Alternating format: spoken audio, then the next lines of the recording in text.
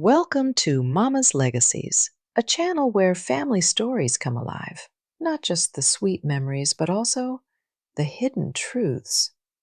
Here you'll hear tales of love, cruelty, betrayal, and resilience, because every legacy carries lessons.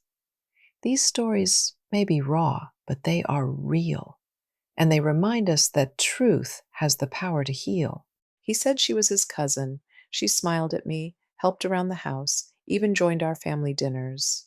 But behind those polite smiles was the woman he'd been seeing for months, the woman he brought into my home under the disguise of family. My name is Claire, and this is my story. My husband and I have been married for 10 years and never had children. Lance planned everything with the precision of a director setting a stage. In his mind, the lie was elegant, almost poetic. He came home with a woman I'd never met. She was elegant, polished, and was very young, about 21 years old. "Honey," he said with that easy smile, "this is Marva, my cousin from up north. She just moved to the city and needs a place to stay until she finds her footing. She's just been through a very difficult breakup and needs a place to clear her head." She smiled warmly and extended her hand. "It's so nice to finally meet you, Marva. Lance told me you're the heart of this home." Something in her eyes didn't match her words, a flicker of calculation behind the politeness, but I ignored it. I was raised to be hospitable. Being kind-hearted and trusting, I smiled with sympathy. I had never met this particular cousin, but I loved the idea of helping family. I didn't know I was inviting the woman who would end my marriage in my home. Lance watched as I fluttered around the guest room, setting out fresh towels and showing Marva where I kept the coffee, tea, and libation. Marva smiled sweetly, her tone sugary, her eyes sharp. Lance was very satisfied to watch his wife, the innocent hostess, and his lover, the uninvited actress pretending to belong. He told himself he could manage it. He needs time to complete his scheme. He convinced himself he can keep the lies aligned.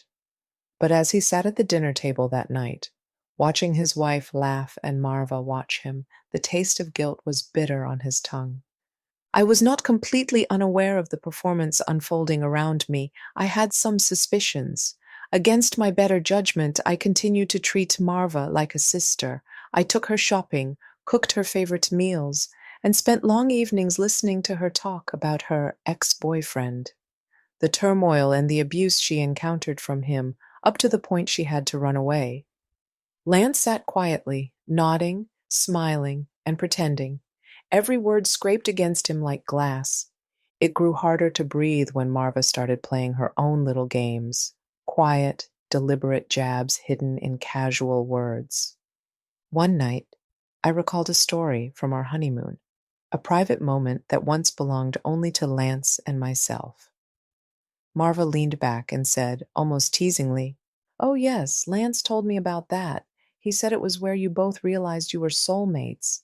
The comment was innocent on the surface, but the flicker of pride in Marva's voice made my laughter falter. Something inside me shifted. It happened repeatedly. Marva referencing private jokes, secret places, words only lovers share. I began to notice the looks between them, the half-smiles that vanished when I entered a room, the silence that followed my footsteps down the hall. 10 years of marriage taught me to trust my instincts, and those instincts were screaming.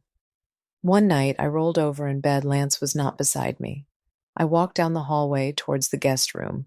The door was not completely closed, and Lance was sitting on the bed.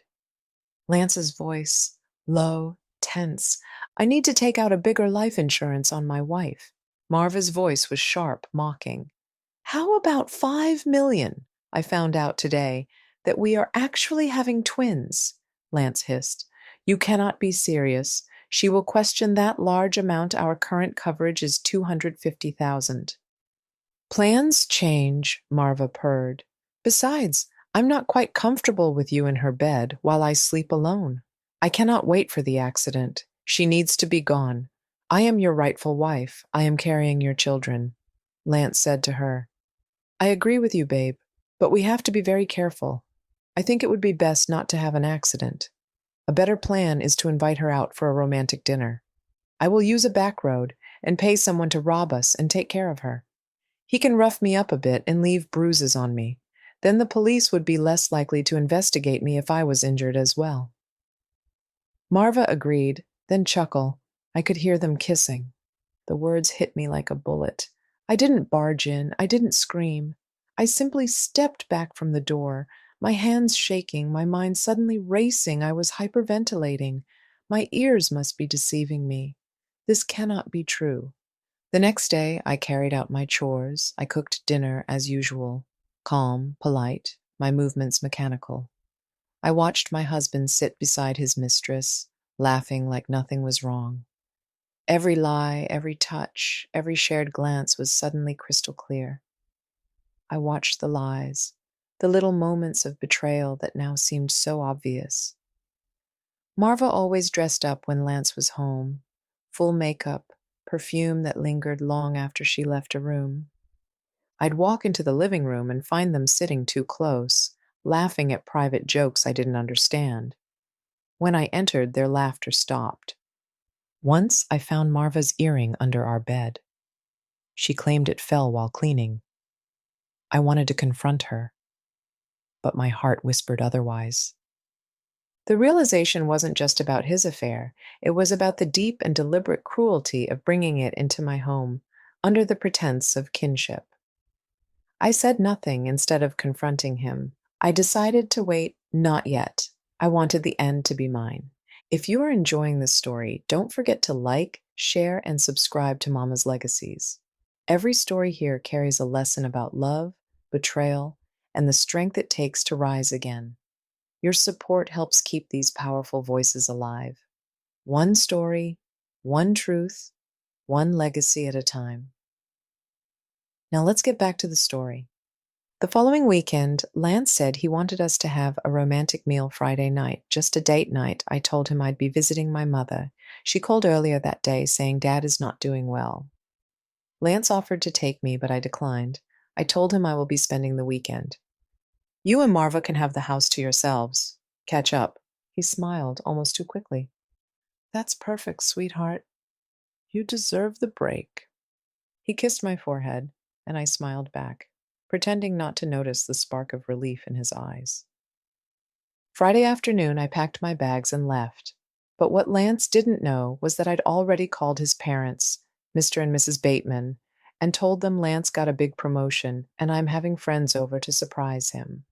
I told them he is working late and I am planning a late get-together with family and close friends. He should be home by 9:30 and we will surprise him. He worked very hard. I told them to meet me at the plaza as I was picking up last-minute items. That night, around 9 p.m., I pulled up to my house with his parents in tow. The lights inside were dim, but one upstairs window glowed faintly. Mrs. Bateman frowned when I got out the car. Are you sure Lance doesn't know we're coming? There is light inside. I smiled. Not exactly. I have the caterers inside, besides other guests are waiting. I'm sure he'll be surprised. We entered quietly. The living room smelled faintly of wine and perfume. A pair of red heels lay by the stairs. His parents were confused, but I asked them to wait upstairs. I have other guests waiting to surprise him. I told them they can wait in my bedroom. We climbed the stairs slowly. My heart pounded, but I stayed calm. I wanted the truth, not a story, not excuses. The truth that can't be denied. When I opened our bedroom door, there it was, Lance and Marva, asleep in each other's arms, the bedsheets tangled, their clothes scattered across the floor. Mrs. Bateman gasped and dropped her handbag. Lance! What in God's name? He jolted awake, confusion turning into horror. Marva sat up, pulling the blanket over herself. I stood there, arms crossed, voice steady. You said she was family, Lance. I didn't realize you meant that kind of family. He scrambled for words. It's not what it looks like. I cut him off. Oh, it's exactly what it looks like. You just didn't expect to have an audience. His father shook his head in disgust. You brought shame into your own home. Marva stood up, very defiant, clutching her clothes. I am carrying his children. I am pregnant with twins. Lance yelled, It was a mistake, Claire. It didn't mean anything. I laughed bitterly. Mistakes don't last for months, Lance. And they don't sleep in your wife's bed. You brought betrayal into our home. I walked away, calm, proud, and heartbreakingly free. That night, the house felt cavernous, hollow, not because they were gone, but because their lies no longer filled the space. Within a week, I packed his things, changed the locks, and filed for divorce. His parents supported me. They were as disgusted as I was. Marva disappeared from his life soon after. She was not actually pregnant for Lance. Word spread that he lost his job after showing up drunk to work one too many times.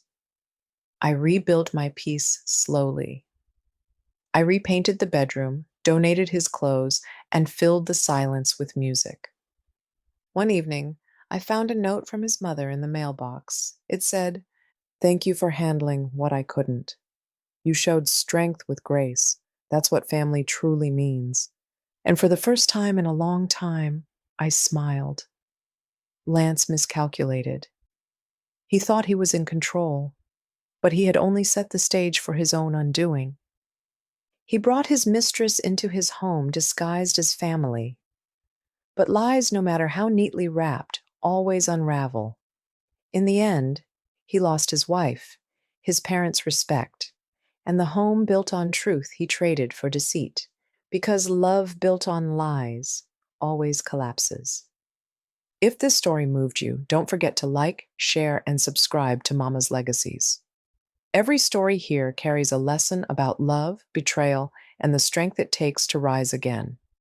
Your support helps keep these powerful voices alive. One story, one truth, one legacy at a time. Don't forget to leave a comment. I respond to everyone.